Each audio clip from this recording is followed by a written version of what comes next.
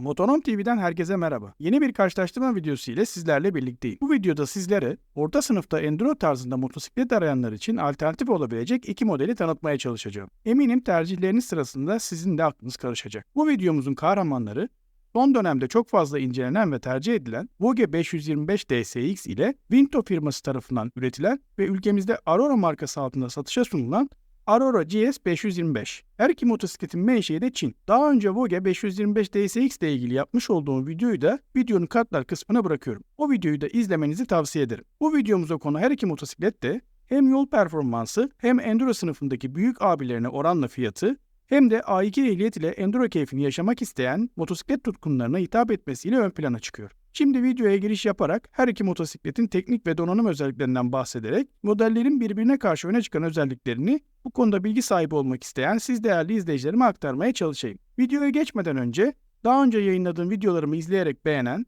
yorum yapan ve kanala abone olarak yeni videoları hazırlamamda bana destek olan siz değerli izleyicilerime teşekkürlerimi sunuyorum. Kanala hala abone olmamış izleyicilerimiz varsa ve kanala abone olurlarsa çok sevinirim. Bu desteğinizi esirgemeyeceğinizden hiç şüphem yok. Videomuzun ilk değerlendirme kriteri motosikletlerimizin motor verileri. Her iki motosikletimiz de çift silindirli, 4 zamanlı ve sıvı soğutmalı olup Voge 525 DSX 494 cc, Aurora GS 525 ise 471 cc'lik bir motor bloğuna sahip. 6 vitesli şanzımana sahip olan her iki modelimiz arasında Voge sahip olduğu Quick Shifter özelliğiyle rakibine göre bir adım öne çıkıyor. Ayrıca Voge 8 valve sahipken Aurora 4 valve sahip. Neredeyse birbiriyle aynı motor özelliklerini taşıyan her iki modeli bu kriterlerimiz bakımından ayırt etmek bir hayli zor. Bu nedenle bir sonraki değerlendirme kriterimize geçerek incelememize devam edelim. İkinci değerlendirme kriterimiz motosikletlerin sağladığı güç verileri. Voge 47.6 beygir güce 8500 devirde, 50.5 Nm torka ise 6500 devirde ulaşmakta. Aurora ise 47 beygir güce 8500 devirde ulaşırken 7000 devirde 45 Nm tork üretme kapasitesine sahip. Her iki motosikletin maksimum hız verilerini incelediğimizde özellikle motosikletlerin incelemelerinden ve kullanıcı yorumlarından edindiğim bilgiler çerçevesinde Voge'nin 180-190 km hızlara ulaştığını, Aurora'nın ise incelemelerinde maksimum hızının 170-180 kilometrelere ulaştığını görmek mümkün. Bu veriler ışığında iki model arasında tercihte bulunacak olan kullanıcılarımız için Voge 525 DSX'in sağlamış olduğu güç ve tork verileriyle maksimum hız verisinin rakibine oranla bir miktar daha iyi olduğunu söylemek mümkün. Bir sonraki değerlendirme kriterimiz motosikletlerimizin ölçüleri.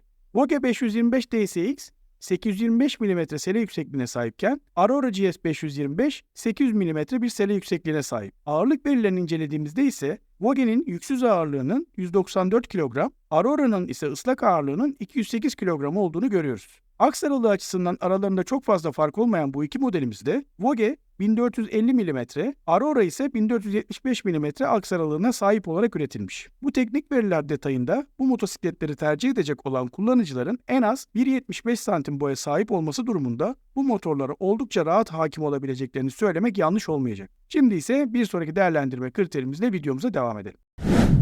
Bir sonraki değerlendirme kriterimiz motosikletlerimizin yakıt verileri. Voge 525 DSX'te 16,5 litre yakıt deposu bulunurken Aurora GS 525'te 21 litrelik bir yakıt deposu bulunmaktadır. Ortalama yakıt tüketimlerini değerlendirdiğimizde ise her iki motorun yüksek motor hacmine sahip olması nedeniyle yakıt tüketimlerinin kullanıcılara göre değişmekle birlikte ortalama 100 kilometrede 4 litre civarında olabileceğini söyleyebiliyoruz. Aurora'nın üzerinde üçlü çanta setiyle gelmesi ve ağırlığının rakibine oranla biraz daha fazla olması nedeniyle yakıt tüketiminin bir miktar daha fazla olması sürpriz olmayacaktır. Ancak Aurora'da bulunan 21 litrelik bir deponun yaklaşık 500 kilometre civarında yol yapabileceğini ve uzun yolda kullanıcısını memnun edebileceğini de söylemeden geçmeyelim.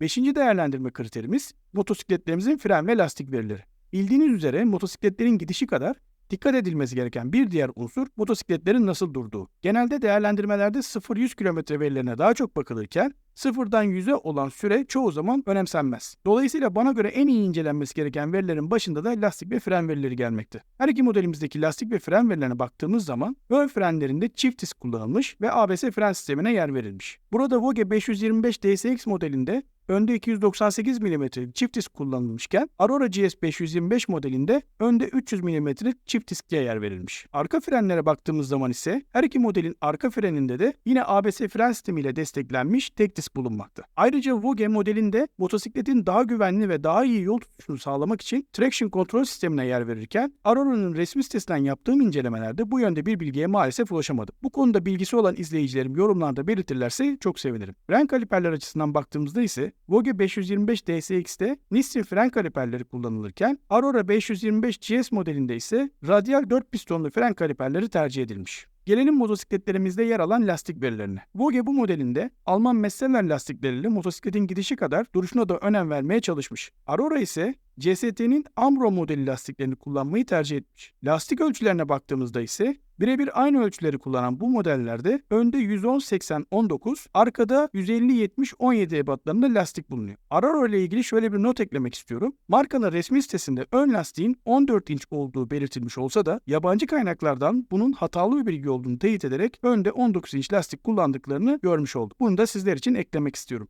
Burada iki model arasında öne çıkan bir model seçmemiz gerekirse sahip olduğu traction kontrol sistemi ve rakibine oranla kaliteli lastikleriyle Vogue'nin bir miktar önde olduğunu söylemek yanlış olmayacaktır. Peki bu bilgiler ışığında siz olsanız hangi kriterlere bakarak hangi modeli seçerdiniz? Bu konudaki düşüncelerinizi de yorumlarda belirtirseniz sevinirim. Buraya kadar yaptığım değerlendirmede motosikletlerimizin teknik verilerinden karşılaştırmalı olarak bahsedip kendimce değerlendirmelerde bulunmaya çalıştım. Şimdi ise motosikletlerin teknik verilerinin yanında donanım özelliklerinden değerlendirerek siz değerli izleyicilerimin karar vermesine destek olmaya çalışacağım. Videoyu buraya kadar izlediyseniz videoyu beğenmeyi, yorumlarda bulunmayı ve kanala abone olmayı lütfen unutmayın. Donanım özelliklerine ilk olarak aydınlatma ekipmanlarıyla başlayalım. Vogue 525 DSX'te ön tarafta hareketli bir LED gündüz farı ile aynı zamanda güçlü bir aydınlatmaya sahip olan kısa ve uzun farlar kullanılmış. Ayrıca şase içerisinde konumlandırılmış sis farları var ki bu motorun hem görünüşüne hem de aydınlatmasına oldukça büyük katkı sağlamış. Aurora GS 525'te ise yine aynı şekilde önde, arkada ve sinyallerde LED far sistemleri kullanılmış ancak sis farı tercih edilmemiş. Aydınlatma özellikleri anlamında değerlendirdiğimde benim tercihim hem hareketli farları hem de entegre sis farları nedeniyle Vogue 525 DSX olurdu. Çünkü hem ön tasarımda birebir uyumlu far yapısı hem de şase içerisinde konumlandırılmış sis farları motoru oldukça çekici hale getirmiş. Bir diğer donanım özelliği ise motosikletlerimizin gösterge panelleri. Vogue oldukça büyük ve gösterişli bir dijital gösterge paneli kullanmış ve içerdiği veriler anlamında oldukça zenginleştirmiş. Göstergesinde odometre, trip metre, ortalama yakıt tüketimi, lastik basıncı, motor devri, su sıcaklığı ve vites göstergesi gibi birçok veriye yer vermiş olmasına rağmen ufak bir eksikliği bulunuyor. O da anlık yakıt tüketimi maalesef bu gösterişli gösterge panelinde bulunmuyor. Aurora GS 525'te ise 7 inç TFT bir ekrana yer verilmiş ve oldukça şık tasarlanmış. Hem içerdiği veriler hem de görünüm açısından motosiklete çok yakışmış diyebilirim. Motosiklet, sport ve eco olmak üzere iki moda sahip ve bunu gösterge panelinin üzerine çok net bir şekilde göstermişler. Ekranda hız göstergesi, odometre, trip metre, yakıt tüketimi, vites göstergesi gibi verileri de içeren bir gösterge paneli kullanılmış. Ayrıca telefon bağlantısı sayesinde aramaları görme, cevaplama ve harita özelliğini kullanabilmeyi de sağlamışlar. Her iki modeldeki gösterge panelinin görselini ekranda sizler de görüyorsunuz. Bu donanım özelliği bakımından karar vermenin bir hayli zor olduğunu söyleyebilirim. Sizlerin de bu konuda farklı deneyim ve fikirleri varsa lütfen yorumlarda belirtmeden geçmeyin. Şimdi de her iki modelde bulunan ekstra özelliklerden bahsederek videomuzu yavaş yavaş sonlandıralım. Vogue 525 DSX'te bulunan ön cam ayarlanabilir bir özelliğe sahip. 60 santim kadar bir hareket kabiliyetine sahip olan ön cam sürüş durumuna göre konumlandırılabiliyor. Ancak bunu elle yapabiliyorsunuz. Birçok modelde artık elektronik cam sistemlerinin kullanıldığını biliyoruz. Özellikle Vogue ürettiği SR4 Max 350 scooter modelinde kullandığı elektronik camı ilerleyen dönemlerde bu modelini de taşır mı? Bunu hep birlikte göreceğiz. Ancak yine de kullanıcı yorumlarına baktığımızda ön camın bu şekilde de yetersiz kaldığını söyleyen kullanıcıların olduğunu görüyoruz. Tabii bu durum da tamamen kişisel bir durum ve kişiden kişiye değişiklik gösterecektir. Ayrıca yine Vogue'de bulunan entegre çanta demiri ve şase içerisinde konumlandırılmış entegre sis farları da bu modelin öne çıkan donanımsal özellikleri olarak karşımıza çıkıyor. Bir Bir de yenilenen Vogue 525 DSX de Vogue markasının piyasaya kazandırmış olduğu entegre kamera özelliğine de sahip olarak geliyor. Ön tarafta bulunan kamerayı hafıza kartı takarak kullanmak ve kayıt almak mümkün hale gelmiş. Aurora GS 525'te ise ön tarafta 180 mm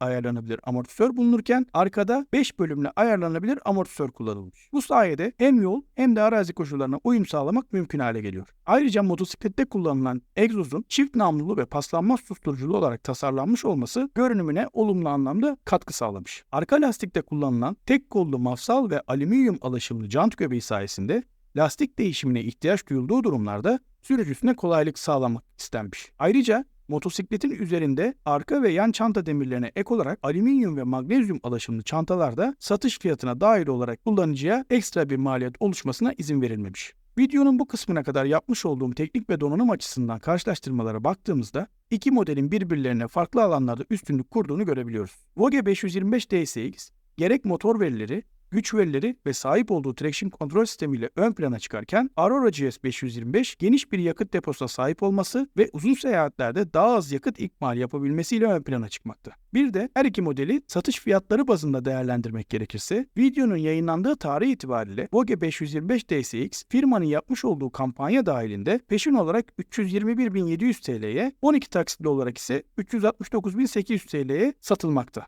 Aurora GS 525 ise 392.000 TL'lik fiyatı ile rakibine oranla bir miktar yüksek fiyattan tüketiciyle buluşuyor. Bir iki cümle de servis ve satış sonrası hizmetlere değinecek olursam, Vogue'nin Türkiye distribütörü olan Yuki Motor tarafından sağlanan servis hizmetinden bazı kullanıcıların memnun olduğu, bazı kullanıcıların da memnun olmadığı yönünde birçok yorumla karşılaşmak mümkün. Türkiye çapında servis ağını arttırmaya çalışan Yuki Motor'un ilerleyen zaman içerisinde verdiği hizmetlerin ne şekilde gelişeceğini de takip ederek hep birlikte göreceğiz. Aurora ise Vogue'ye göre daha yaygın servis ağına sahip olsa da bu markanın servisleri içinde kullanıcılarda olumlu ve olumsuz yorumlar duymak mümkün. Bir de motosikletlerimizin bakım aralıklarından bahsedersek, rodaj bakımı sonrası Vogue 525 DSX 5000 kilometrede bir bakım periyoduna sahipken Aurora GS 525 2000 kilometrede bir bakım sıklığına sahip. Belki bu durum işletim maliyetleri açısından değerlendirme yapacak olan izleyiciler için de önemli bir husus olabilir. Tüm bu bilgiler ışığında kendimce bir değerlendirme yapmam gerekirse, gerek teknik özellikleri, gerek donanım özellikleri, gerekse de satış fiyatı ve satış sonrası açısından benim tercihim Vogue 525 DSX olur. Sizler de yorumlarda fikirlerinizi belirtirseniz çok sevinirim.